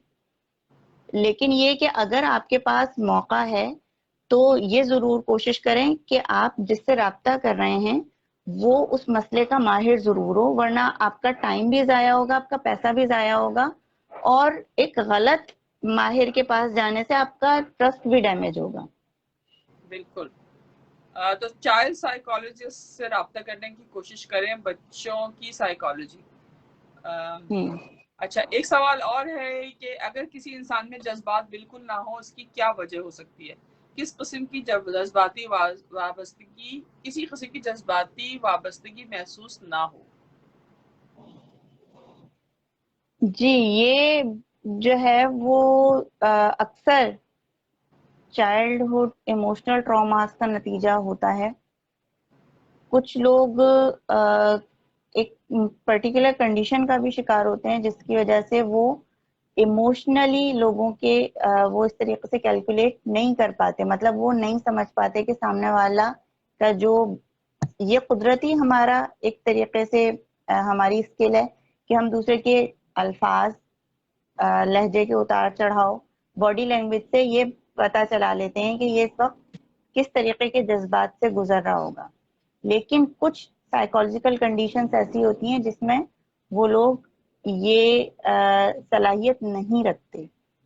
तो ऐसे में फिर जो उनके इर्द गिर्द के लोग हैं उनके लिए जरूरी होता है कि वो उनको थोड़ा बहुत सपोर्ट प्रोवाइड करें ताकि वो दूसरों के जज्बात को या तो बेहतर तौर पे समझ सकें, या फिर उनको ये थोड़ी बहुत स्पेस प्रोवाइड की जाए कि हमें पता हो कि हाँ, क्योंकि ये बंदा एक मखसूस कंडीशन का शिकार है, इसलिए ये हमें उस तरीके की इमोशनल सपोर्ट नहीं दे सकता जिस तरह की हम चाह रहे हैं। तो ये चीज जो है वो मुख्तलिफ, जब तक देखें 100% इसको डिटरमाइन तब किया जा सकता है जब बाकायदा डायग्नोसिस होता है। ठीक है, तो अगर आप एग्जाम्पल के तौर पे किसी को पूछेंगे तो जाहिर सी बात है हम जनरलाइज सिचुएशन बताएंगे। अदरवाइज कोई पर्टिकुलर बंदा है तो फिर जब तक उसका डायग्नोसिस नहीं होगा तब तक अंदाजा नहीं होगा कि ये चाइल्डहुड ट्रॉमा का नतीजा है या किसी साइकोलॉजिकल कंडीशन की वजह से उनके साथ ऐसा हो रहा है। बिल्कुल। तो ये बहुत सारे सवालात हैं जो हमने लिए, हम थोड़ा टाइम से ऊपर भी चले गए हैं। जी। इसके अलावा अगर किसी के पास और सवाल, मेरा नहीं ख्याल है कि कुछ क्वेश्चंस जो नजर आ रहे थे वो मेरा ख्याल है मैंने सब पूछ लिए हैं। कमेंट किए हैं और अप्रिशिएट किया है। कुसुम नाजवा साहिबा ने एक कमेंट किया है कि in our culture the line between abuse and discipline blurs. बिल्कुल, ये बात बिल्कुल सही है। हाँ, हमें ये समझ, क्योंकि मैं यहाँ समझती हूँ कि मैं स्पेशल एजुकेटर हूँ, बच्चों के साथ काम करती हूँ, उनके वालिदैन के साथ काम करती हूँ, कम्युनिटी में काम करती हूँ, और मैं बहुत ज्यादा सुनती हूँ ये जुमला कि हमारे वालिदैन, तो हम तो अपने वालिदैन के आगे बात नहीं कर सकते थे, या दो चार थप्पड़ लगा देना या मारपीट कर देना, ये गोरे हैं जो जिनको इससे इमोशनल इश्यूज हो जाते हैं, हमें तो कभी नहीं फील हुआ। और हम एज ये तक हाँ, एज ए वालिदैन हम अपना फर्ज समझते हैं कि हम बच्चे को मार के, वालिदैन ही नहीं, पावर में हम जिसके ऊपर भी हों, चाहे वो हमारी, मतलब अगर शौहर है तो बीवी को मार सकता है, डिसिप्लिन कर सकता है, और अगर बच्चा है तो माँ बाप उसे मार के डिसिप्लिन कर सकते हैं, और अगर आपका मातहत है, आप अफसर हैं, तो मार नहीं सकते तो एटलीस्ट आप उसको इमोशनली उसको बुरा भला कह सकते हैं, उसको छोटा महसूस करा। तो ये पूरा पावर का बिल्कुल इसमें मौजूद है। बिल्कुल, डेफिनेटली हमारी ब्लर्स हैं इसकी भी तैमूर अख्तर साहब ने कमेंट किया है कि अच्छी गुफ्तगू है, अच्छा मौजूद। थैंक यू तैमूर साहब। एक कमेंट है, इट विल बी एहसानुल्लाह साहब का, it will be nice if we can make notes points which are mentioned by Afsar then distribute those writing on communicator. जी हाँ, बिल्कुल, इन्होंने एहसानुल्लाह साहब का एक सजेशन है कि हमें नोट्स ले लेने चाहिए और हमें कम्युनिटी में डिस्ट्रीब्यूट कराना चाहिए। अफसार फातिमा ने बहुत अच्छी बातें उन्हें बताई हैं जिससे उनका ख्याल है कि दूसरे लोगों को भी मुस्तफीद करना चाहिए और अवेयरनेस को फैलाया जाए। मैं आपकी मशवरे से बिल्कुल बहुत ज़्यादा एग्री हूँ, क्योंकि यही एक वजह है जो हमने ये लाइव टॉकीज ऑनलाइन का सिलसिला शुरू किया और इसमें फेसबुक लाइव प्रोग्राम शुरू किए कि जितने भी जानने वाले दोस्त हैं या प्रोफेशनल्स हैं जो ऑलरेडी मेंटल हेल्थ फैक्टर में काम कर रहे हैं, उन सब के पास एक नॉर्मस अमाउंट ऑफ इंफॉर्मेशन मौजूद है। और पाकिस्तानी सोसाइटी ही क्या, अभी पूरी दुनिया इतनी एडवांस नहीं हुई है कि वो मेंटल हेल्थ को कोई हेल्थ का हेल्थ के ज़मरे में कबूल भी करना शुरू करे। तो definitely we all should work together towards it. अच्छा, इन्होंने ये भी पूछा है कि क्या उर्दू में मेरी तहरीर मौजूद है। जी बिल्कुल, मेरी उर्दू में तहरीर मौजूद है।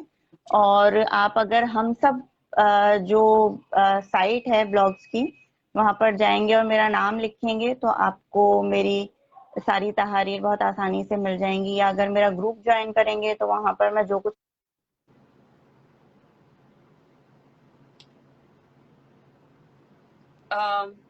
अफसार, मेरा ख्याल है आप म्यूट हो गई हैं या फ्रीज हो गया है आपका दोबारा से, और ऑलमोस्ट हमारा टाइम भी खत्म हो रहा है प्रोग्राम का।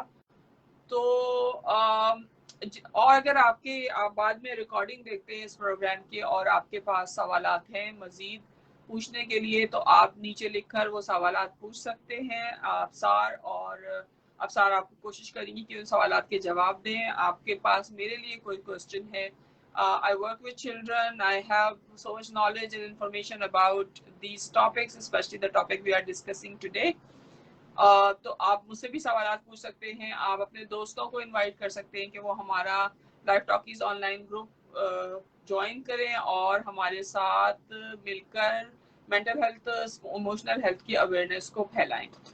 मेरा ख्याल है अफसार वापस आ रही हैं, देखते हैं, उनको अप्रूव करते हैं ताकि हम मिलकर खुदा हाफिज कह सके।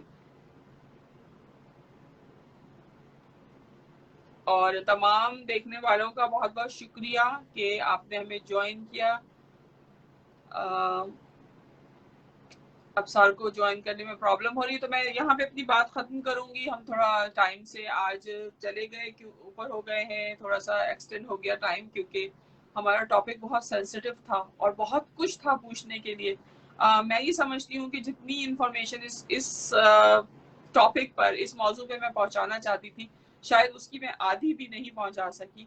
और मैं कोशिश करूंगी कि मैं अफसार के साथ दोबारा, मैं और अफसार मिलकर दोबारा एक प्रोग्राम करें इस टॉपिक के ऊपर, हम मजीद डिटेल्स में जाएं, क्योंकि अभी हमने बहुत ही सरफेस पे चीज़ें डिस्कस की हैं और ये एक बहुत ही सेंसिटिव और बहुत इम्पोर्टेंट टॉपिक है जो एडल्ट लाइफ में मेंटल हेल्थ के, जितने भी मेंटल हेल्थ या फिजिकल हेल्थ के जो इश्यूज होते हैं, उनका बहुत हद तक ताल्लुक हमारे चाइल्डहुड से होता है। और जैसे कि अफसार ने कहा कि ट्रॉमा का मतलब यही नहीं है कि आप फिजिकली या सेक्सुअली अब्यूज हुए हैं, और ट्रॉमा कुछ भी हो सकता है। ट्रॉमा हत्ता कि इतना माइनर भी हो सकता है कि आप गिर गए थे और उस वक्त खड़े जो इर्द गिर्द लोग मौजूद थे वो आपके ऊपर हंसे थे, तो वो चीज़ भी आपके अंदर एक फियर डेवलप कर सकती है। आपको उस वक्त लम्हे आपने एम्बेरस फील किया और आपने ये सोच लिया कि मैं आइंदा कभी कोई भी जुर्रतमंदाना कदम ना उठाऊं, आप बहुत ज़्यादा सेल्फ कॉन्शियस हो गए या उससे आपकी सेल्फ वर्थ पे असर पड़ा। तो हम फिर कोशिश करेंगे कि जल्दी ही दोबारा अफसार को लें अपने साथ और इस टॉपिक पे या और दूसरे मौजूआत पे मजीद बात करें। आप सबका ज्वाइन करने का बहुत बहुत शुक्रिया। खुदा हाफिज।